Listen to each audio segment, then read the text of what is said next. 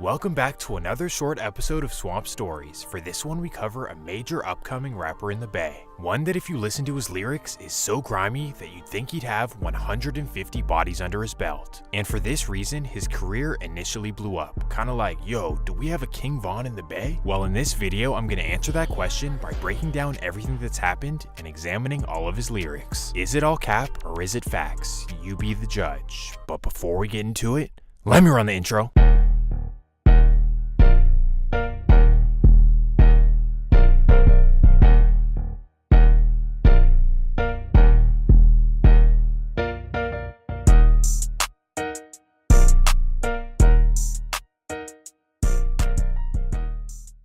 As many of you know, Vallejo was one of the most dangerous cities in California, and while it was always grimy, it was never as bad as it is today until around 2015. For whatever reason, 2015 and 2016 is when all Say Lil Dame been out here capping this shit, bro.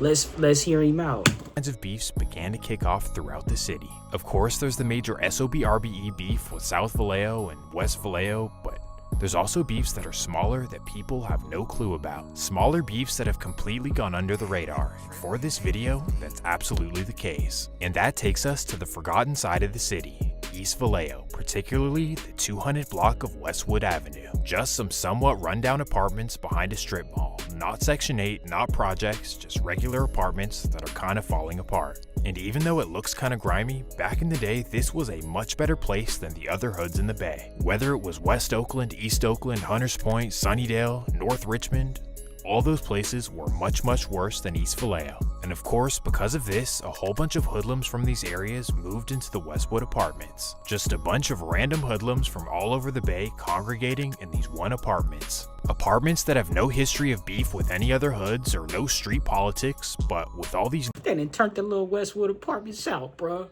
new hoodlums, something was bound to pop off. We'll get to all that in a second, but for now, we must introduce the main character of the video. This would be a rapper named Lil Dame, who's originally from North Richmond, but when he was a kid, his family moved to Vallejo. So, I ain't gonna lie, it was just a lot out there, man. It's just, you know, that's the hood, bro, projects, you know. Nigga seen a lot, grew up around a lot out there, from everything. It was just a whole lot of shit going on. That's why my mama had to move me to Vallejo. Okay. So yeah, my pops really wanted to move me to Vallejo because he already knew the type of shit I was gonna grow up to. Because he already, you feel me, from dope, all that, he grew up in. In fact, the North Richmond environment was so bad that Lil Dame claims that he robbed a house when he was 3 years old with his sister who was 1.5. You've been getting in trouble since you was like really young, man. Can you recall like the first time you had a run-in with the police and all that? I said in my last interview I was old. I think I was 5, but my mama told me I was three when I, you feel me, broke up 3? My first wiggle was like 12. into her friend's house. 3 years old? Yeah, with my little sister. My little sister, she, you know, I don't know, she had a good mindset at 1.5, 2. And she doing the shit with me. You know, I push her little ass through the window, we grabbing food, all that. You feel me? We ain't even looking for money or none of that. Yeah. Nigga had nothing to eat, so nigga steal some food. Breaking in a house Oh, okay, you was hungry. Okay. I'm thinking they really going in there for the, you know, going in for the kill. with your 1.5-year-old sister when you're 3 years old and taking a bunch of food? I don't know. Do you guys think that's real? Maybe. Maybe at 3 years old he was already on that. Or possibly he's all cap. Well, after situations like this, his family decided to move to Vallejo where maybe he could have a better life. But he thought moving me to Vallejo was gonna change, but it's in me, so it wasn't gonna change nothing, man. I just gonna grow up to be the same way he was. Huh. And for a couple of years after moving there, not much was going on. It was actually pretty quiet. But then, bullshit started to pop off. It's now 2016 in Westwood, and the hood has its first identity. They simply call themselves 200 or Murder Ye. And at this time, they're mainly represented by a rapper named Nicholas Howland, who goes by Faux Nick. But as you'll see, Faux Nick wasn't really much of a rapper. Instead, he was spitting something else. While beside him are his two best friends, Demarie and Tiquan, and together the three originated the hood. But they've also got a couple of younger homies as well, Kenneth, also known as Max, and Eric Reyes, also known as E. Now together, these are who make up 200, and as far as who they beef with, Sureños. Specifically the Sureños in East Vallejo, who are nothing to play with. Sureños in East Vallejo? I've never heard of it. In 2016, when the beef kicks off between 200 and the Sureños, things instantly get tricky. First, the essays would claim the life of 200 Max as he was leaving Jesse Bethel High School. Then not long after, they'd claim the life of 200E as he's posted up on Westwood Avenue. This left a huge mark on 200, losing back-to-back members just like that. Now this forces the members to start living on the edge and get into savage mode. However, before they could even lock into the beef, they had their own internal issues and dudes just crashing out for no reason. And speaking of crashing out, you know what would have me crashing out? Not having money? Oh, hell no. But thankfully, that's why we got Free Cash, an app where you can earn money just simply playing video games. It's not a scam. You play, you see what you're gonna make, and when you play it, you get paid. And on top of this, if you use my QR code, you get a $5 bonus. So why not? So go ahead and either scan that QR code or click the link in the description to earn some free cash. Anyways, now we're back to the 200 members crashing out for no reason. And that takes us to September 21st, 2017. It's a random Thursday in Vallejo, and Faux Nick and Tiquan are posted up on Westwood. As they're posted up, they're awaiting another homie to pull up to the block as well, a man by the name of DeMario Williams, also known as Rio. Rio is really from North Oakland, but he locked in with 200 after moving there. Well, unfortunately for him, Faux Nick and Tiquan believe that he took a gun from them. So as they're waiting for him to pull up to the block, they're plotting on how they're going to confront him. 1:05 p.m. Rio arrives to Westwood in his car, and this is when Faux Nick and Tiquan approach him with no masks. So they get to his driver's side window and they begin aggressively confronting him about the missing blick. Man, you took our shit, blood. Give it back, bro. You backdoored us. Said you took our shit, bro. Then he got a picture of the nigga in the window, bro. This is when Rio quickly grabs under his seat, and this alarms Faux Nick and Tiquan. Sadly, before Rio can even look up, they dump into his car. Bang! This tragedy struck East Vallejo, an area where this type of stuff didn't usually go down in. And because of this, quite a few witnesses would go to police and describe what they saw. A short Hispanic-looking man and a short black man walking up to somebody's window and unleashing. However, because there were no cameras in the area, police didn't have enough, and these two would go free. Well, at least for the meantime. But now let's focus back on Lil Dame. Dame was 12 years old when this happened, and because it was a Thursday at 1 p.m., I'd assume he was at school. However, these facts don't stop him from constantly dissing Rio and pretending like he did it. I'd probably be in that neighborhood every damn day, bro. Same fit on. Neighbors like, yeah, it was Lil T and Faux Nick. Oh my god. For example, in the song Op K, he starts off by saying, Rio died, smoked blood, he ain't even get to make the stretcher. Rio died, smoked blood, he ain't get to make the stretcher. Then in How It All Began Part 3, he says, Rio died trying to reach for his plastic. Kill Rio, he got smoked trying to reach for his plastic. You know, referring to the fact that Rio died while he was reaching under his seat. And if you listen to his music, which actually slap, he talks about Rio a lot, and he's dissing and pretending like he did that, even though I don't even know where to begin. First of all, Rio wasn't an op, and also Dame was a kid when this happened, so none of this makes any sense for him to rap about. But don't worry, this is only the beginning of the cap, and if you listen to Dame and you hear Rio, this is what he's talking about. Just pretending like he did the things that his big homies did back in the day. But let's fast forward another couple of months. Just like that's teamwork. Oh, mamas, you know what I'm saying? a few months after this backdoor tragedy, the 200 guys are back at it again. On December 23rd, 2017, 200 DeMario would get in an argument with a man named Eric Green, a random 40-year-old man that he happens to run into at Dunphy's Tavern.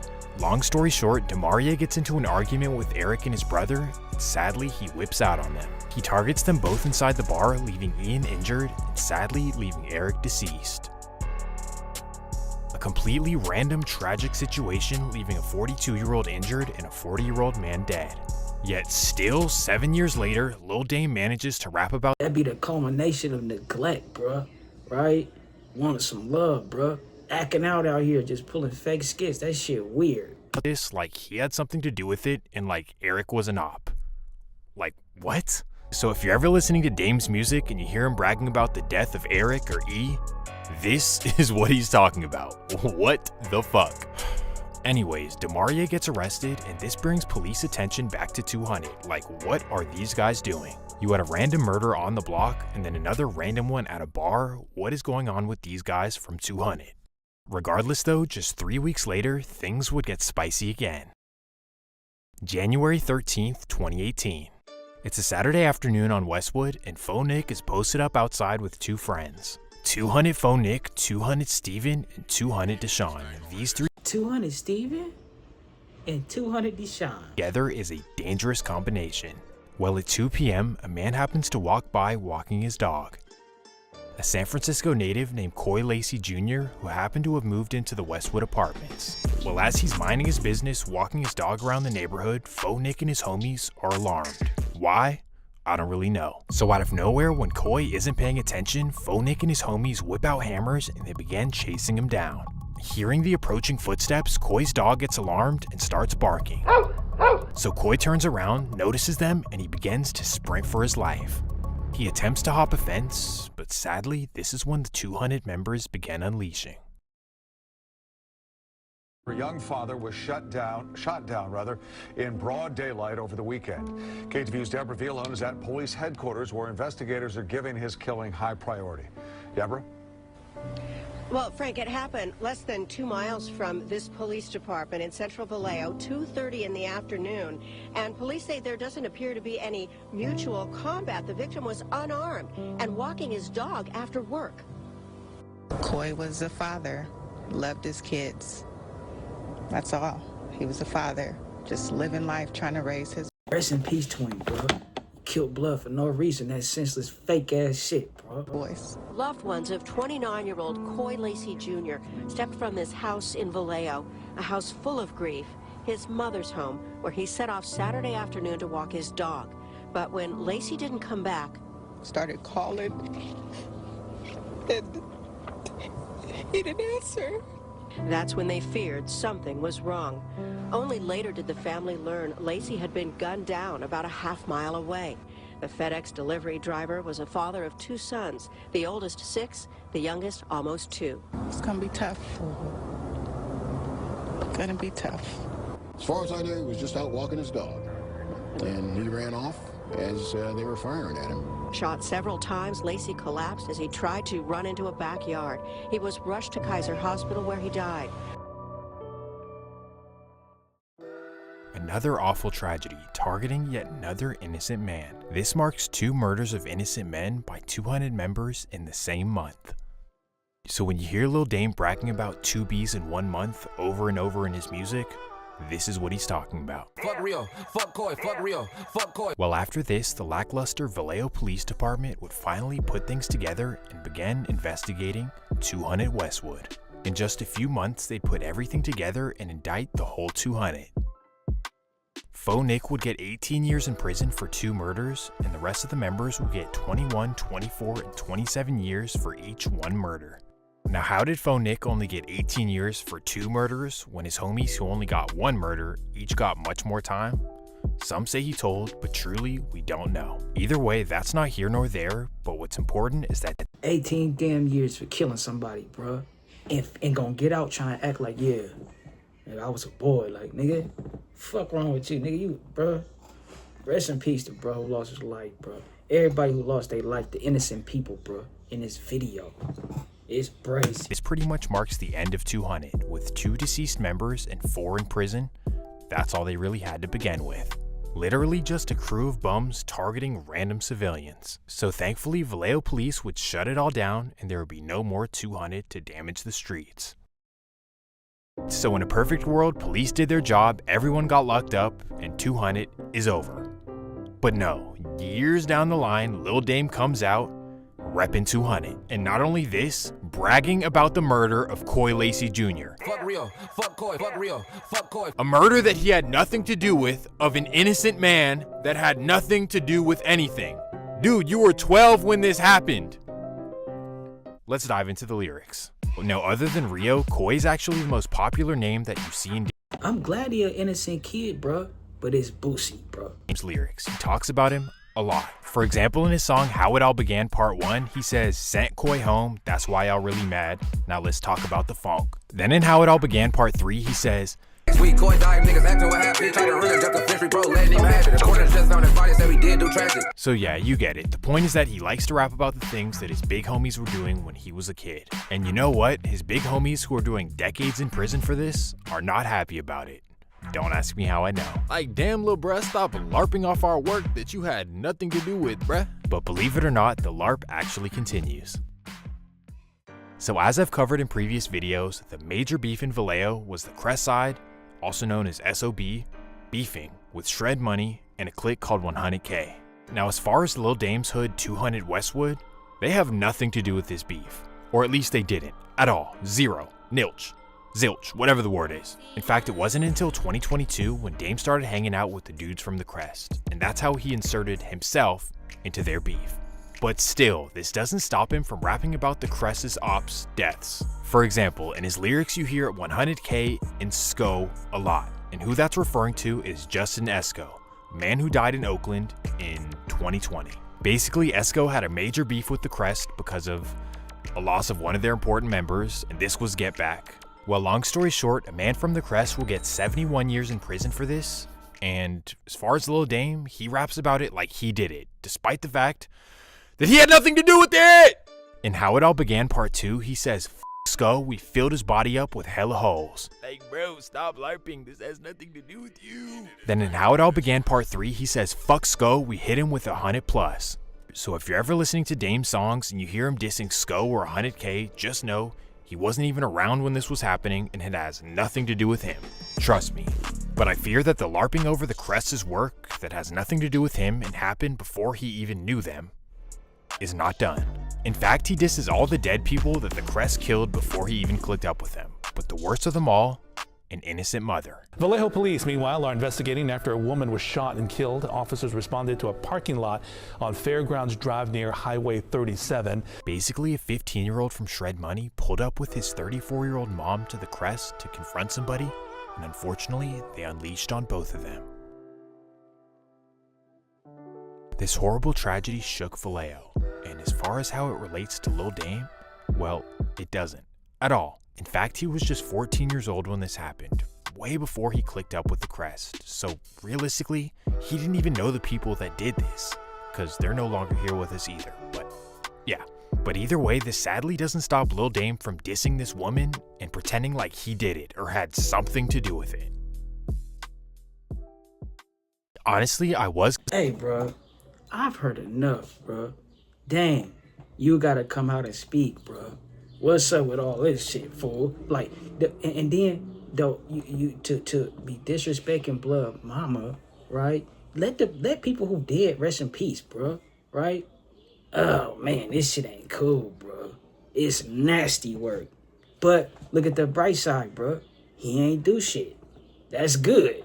According to Swamp. Say ho, you can't be playing with that paper, ho. Nigga need that yaper, need it now and not later, ho. Say ho, you can't be playing with that paper, ho. Nigga need that yaper, need it now and not later, ho.